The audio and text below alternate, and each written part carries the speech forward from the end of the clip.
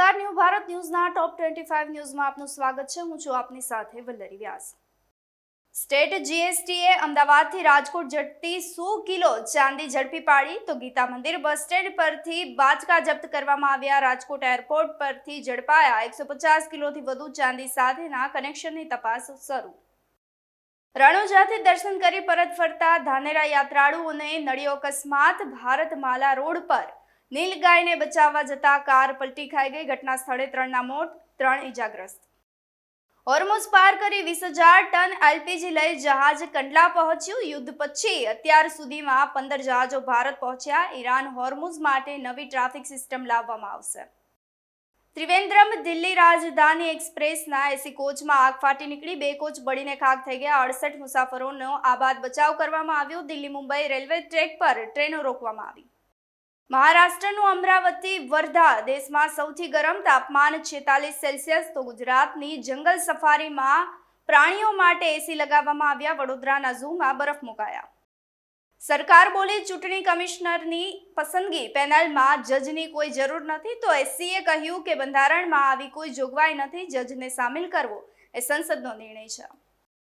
કુઆલાલપુર એરવેઝની ફ્લાઇટમાં બોમ્બની ધમકી આપવામાં આવી તો નેધરલેન્ડથી હૈદરાબાદ આવી રહી હતી ફ્લાઇટ. એરપોર્ટ પર હાઈ એલર્ટ આપવામાં આવ્યું. 4 દિવસમાં ત્રીજી ઘટના. મહારાષ્ટ્રમાં ડીઝલ લેવા માટે પડાપડી બોલી. બગડાસટી વચ્ચે પેટ્રોલ પંપ પર કેરેબે દે ધનાધન જોવા મળી. લાઇનમાં ઉભેલા તમામ લોકો વચ્ચે હોબાળો. સમગ્ર બબાલનો વિડીયો સોશિયલ મીડિયા પર વાયરલ. ધાર ભુજ શાળામાં નવી ગાઈડલાઈન બાદ પૂજા અર્ચના શરૂ કરવામાં આવી. ગૌમૂત્ર સાથે શુદ્ધિકરણ કરી અને ગર્ભગૃહમાં માં વાગ્યા દેવીની મહાઆરતી કરવામાં આવી. શ્રદ્ધાળુઓમાં ઉત્સાહ. 10 દિલ્હી એનસીઆરમાં સીએનજી આજથી વધુ ₹1 મોંઘું બન્યું તો 2 દિવસમાં ભાવ ₹3 વધ્યા. દિલ્હીમાં 80.9 અને નોઈડા ગાઝિયાબાદમાં 88.70 કિલો ભાવ વધારો. 12,000 ફૂટ ઉપર હજારો શ્રદ્ધાળુઓને દર્શન માટે ઘર્ષણનો સામનો કરવો પડ્યો. મોડી રાત્રે લાઈન લાગી હતી. કેદારનાથમાં ક્ષમતા કરતાં 40% વધુ શ્રદ્ધાળુઓ ઉમટી પડ્યા. રાત્રે મુશ્કેલીનો સામનો કરવો પડ્યો. ગૃહમંત્રી અમિત શાહે મિલિયન માઇન્ડેડ ટેક સિટીનું ઉદ્ઘાટન કર્યું. ગુજરાતનો પ્રથમ IGBC platinum rated SEZ IT park. 70,000થી વધુ હાર્ડ સ્કિલ્સ સાથે નોકરી મળી રહેશે. આજે જી એડવાન્સની 2 સેશનમાં પરીક્ષા આયોજિત કરવામાં આવી. નીટ વિવાદ વચ્ચે વિદ્યાર્થીઓમાં પેપર લીક ન થવાનો આત્મવિશ્વાસ તો દૂરના પરીક્ષા કેન્દ્ર ફાળવવામાં આવતા વાલીઓમાં નારાજગી. ગુજરાતમાં વસ્તી ગણતરીનો પ્રારંભ કરવામાં આવ્યો. 4 સવાલ પૂછતા લોકો છે તે જવાબ આપવા તૈયાર થયા તો મુખ્યમંત્રી ભૂપેન્દ્ર પટેલ અને કેન્દ્રીય મંત્રી CR પાટીલ સેલ્ફ એન્યુમેરેશન કર્યું. કોંગોમાં ઇબોલા વાયરસથી 80ના મોત નિપજ્યા. 246 શંકાસ્પદ કેસ સામે આવ્યા. WHOએ ગ્લોબલ હેલ્થ ઇમરજન્સી જાહેર કરી. યુગાન્ડા અને સુદાનમાં એલર્ટ. આ સાથે જ કેન્યાએ પણ દેખરેખ વધારી.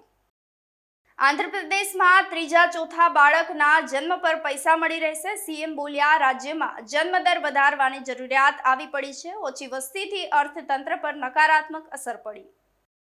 43.2 સેલ્સિયસ સાથે સુરેન્દ્રનગર અગનભઠ્ઠી બન્યું. રાજકોટ બીજા નંબર પર 24 કલાકમાં. સુરતના તાપમાનમાં 3.4 સેલ્સિયસનો વધારો. ઝૂમાં પ્રાણીઓ માટે ઠંડકની ખાસ વ્યવસ્થા કરાઈ. હું કોઈ સસ્તો કે લો સ્ટાન્ડર્ડ માણસ નથી. સીએમ વિજયની ઈર્ષાની વાતો સામે સુપરસ્ટાર રજનીકાંત ભડક્યા. કહ્યું એકવાર નવા સીએમ વિજય ફરી એકવાર ચર્ચામાં.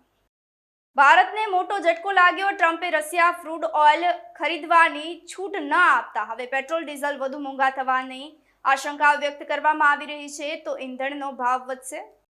અમદાવાદ એરપોર્ટ પર કસ્ટમની મોટી કાર્યવાહી હાથ ધરવામાં આવી હતી. વિદેશી સિગારેટનો જથ્થો કબજે કરી 2 શખ્સો સામે કાર્યવાહી હાથ ધરવામાં આવી. 2ની અટકાયત કરી તપાસના ચક્રો ગતિમાન કરવામાં આવ્યા.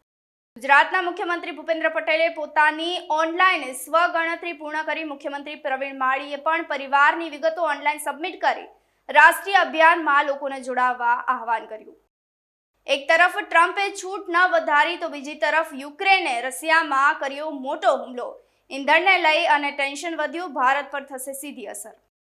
ગુજરાત આઝાદી જેવું નેતૃત્વ ટેકનોલોજીમાં પણ કરશે. અમિત શાહે મિલિયન માઇન્ડેડ ટેક સિટીનું લોકાર્પણ કરતા બોલ્યા ઈરાન પછી ક્યુબા પર અમેરિકી હુમલાનો ખતરો વધી ગયો છે. સરકારે લોકોને યુદ્ધ માટે તૈયાર રહેવા કહ્યું કે ગુરિલ્લા વોર શીખી રહ્યા છે.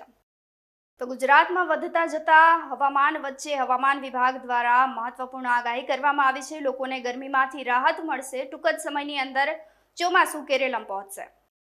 તો ન્યૂ ભારત ન્યૂઝના ટોપ 25 ન્યૂઝમાં આજે બસ આટલું જ. ફરી મળીશું. રજા આપશો. નમસ્કાર.